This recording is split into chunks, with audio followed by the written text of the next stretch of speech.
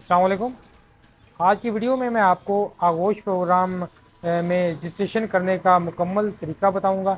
ये government of Punjab का programme है जिसमें हामला ख़वातीन और दूध पिलाने वाली माओं को 2 साल के वक्फे के 2 साल के दौरान तकरीबन 38,000 रुपये तक की इमदाद दी जाती है।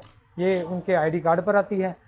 और ऐसी तमाम ख़वातीन जो हामला हों वो अगर सरकारी अस्पताल इसमें रजिस्ट्रेशन करने के लिए सबसे पहले तो जो ख़वातीन हैं यानी कि हामला माँ है उसका आईडी कार्ड होना चाहिए। अगर पैदाइश बच्चे की हो चुकी है तो बच्चे का बेफाम होना चाहिए। अगर सरकारी अस्पताल में अंदराज हुआ है यानी कि आपकी डिलीवरी सरकारी अस्पताल में हुई है तो फिर बच्चे का बेफाम होना ज़रूरी नहीं है। वो फिर जो आपको वहाँ पे एक कार्ड मिलता है ना बच्चे के नाम वाला, उससे ही रजिस्ट्रेशन हो जाती है। तो इसका सबसे पहला तरीका ये है कि अगर आप उम्मीद से हैं यानी कि हामला हैं तो आप सरकारी अस्पताल से यानी कि अगर सरकारी अस्पताल करीब हो बड़ा वहाँ या फिर जो गवर्नमेंट के तिब्बी मराकज़ हैं या कस्बों की सतह पर वहाँ पर जाकर आपने अपना चेकअप करवाना है और वहाँ अपना इलाज करवाना है।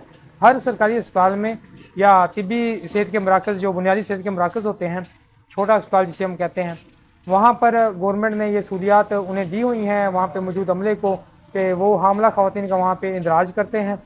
तो ये आगोश का जो रजिस्ट्रेशन है ना आगोश की, ये वहाँ पर मौजूद तिब्बी मरकज़ हैं जो देही मरकज़ सेहत हो गए या सरकारी अस्पताल हो गए, तो ये सिर्फ वहीं पर मौजूद डिवाइस से होता है जो अमले के पास होती है। वहाँ पर जो कोई सीनियर होता है उनका उसके पास उसका लॉगिन होता है।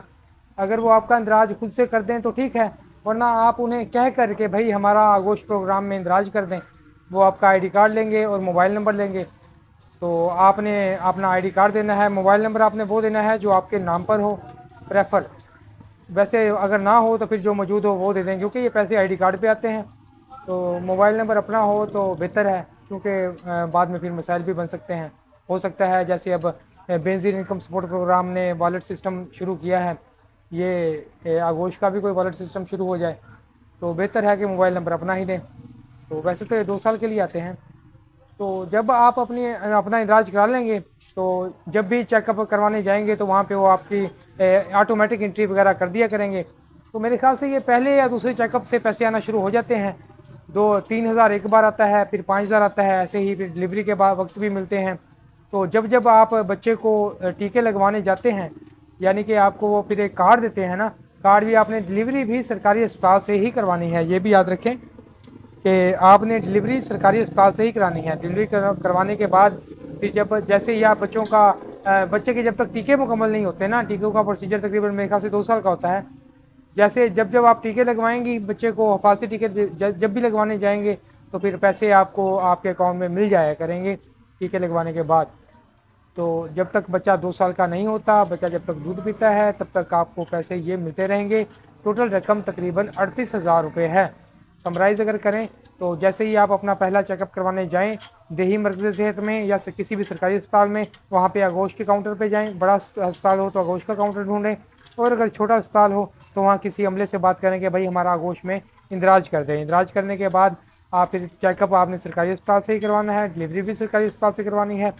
तो जैसे ही आपकी पेमेंट मिलना स्टार्ट हो जाएगी आपको, तो उसके अलावा जैसे ही आप का पैदाइश होगी और बच्चे को टीके वगैरह लगवाएंगे आप, तो हर बार हिफाजती टीके लगवाने पर रकम आपके अकाउंट में ट्रांसफ़र कर दी जाएगी, जो कि कुल मिलाकर ये रकम तकरीबन 38,000 रुपये होगी। उम्मीद है ये जो टॉपिक है ये क्लियर हो गया होगा। किसी भी किस्म का आपका कोई सवाल हो तो आप कमेंट्स में मुझसे पूछ सकते हैं। शुक्रिया।